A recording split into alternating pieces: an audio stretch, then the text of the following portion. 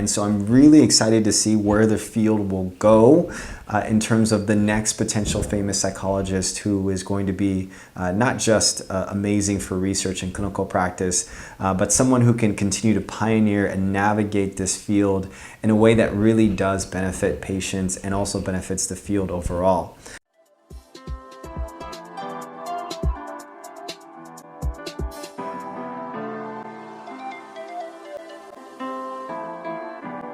What is up, fam? Welcome back to the channel. My name is Phil Sarpon. This is Phil's Guide to PsyD. This channel is dedicated to all things psychology, wellness, and graduate school. Today we got a fun video planned for you all. We're gonna be going through 10 famous psychologists who have contributed just so much into the field. And the person that we have to start out with, of course, is gonna be Sigmund Freud. Now, a lot of people can have their perspectives and opinions and strong opinions about Freud, but it is undeniable in that he did develop a lot of influential theories that later on went into the development of psychology and clinical practice, studied the theories of the unconscious mind, the structure of personality. This is where we get some of our concepts and theories of defense mechanisms.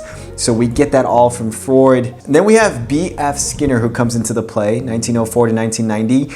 And his main contributions was in the concept of operant conditioning, which is probably something that you've learned in your Intro to Psychology course. And he emphasized this role of reinforcement and punishment in terms of shaping behavior.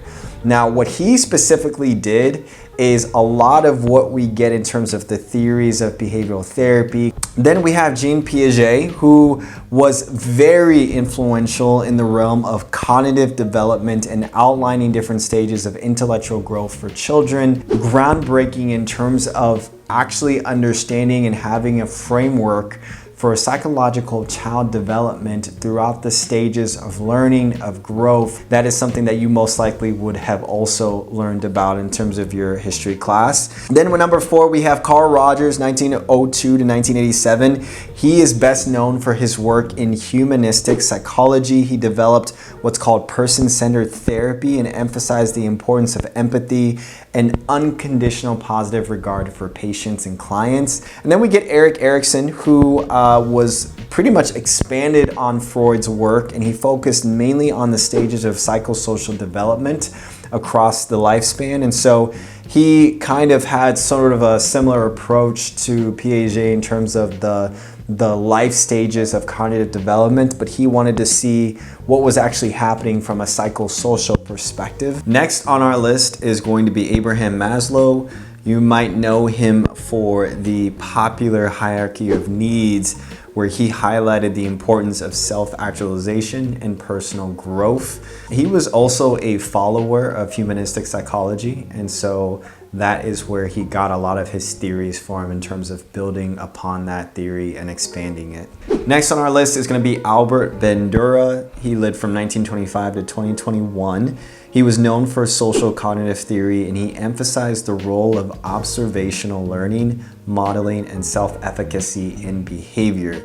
So he took some of that behavioral therapy as well as cognitive therapy and applied it into how we can understand observational roles of learning when it comes to human behavior. Ivan Pavlov is, of course, a very popular name. He is the pioneer in classical conditioning, where he did his research on dogs and laid the foundation for how we can understand learning and how it's associated with certain behaviors. Number 9 on our list is going to be John B. Watson, who emphasized the role of observational behaviors, as well as he was also very famous for the little Albert experiment, and overall, as I mentioned, emphasized the study of observable behaviors. Mary Ainsworth is going to be the 10th person on our list, and she is absolutely very, very famous for, you may know it as the strange experiment, where she really investigated attachment theory and wanted to understand infants at an early age in terms of their early attachment styles and how that translated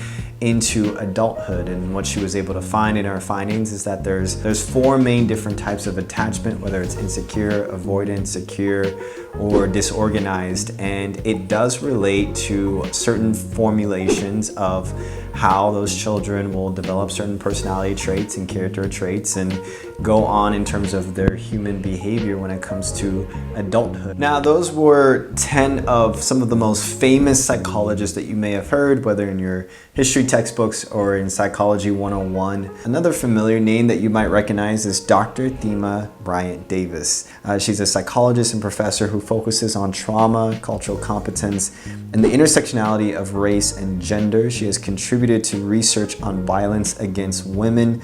She's just done an incredible job in terms of multicultural competence in counseling and psychotherapy, and has written extensively on issues related to diversity and inclusion in mental health practices. As the field continues to grow and advance and become more diversified, there are going to be new people at the table who are going to be able to do their own research, their own clinical studies, and their own clinical practice, and are going to adequately be able to contribute to the importance of their own unique research studies. And so I'm really excited to see where the field will go in terms of the next potential famous psychologist who is going to be not just amazing for research and clinical practice, but someone who can continue to pioneer and navigate this field in a way that really does benefit patients and also benefits the field overall. If there was a name that I mentioned that you were surprised by, or a name that I should have mentioned that you think should have gone into the original top 10, please let me know. I would love to know in terms of some of this research and some of this history.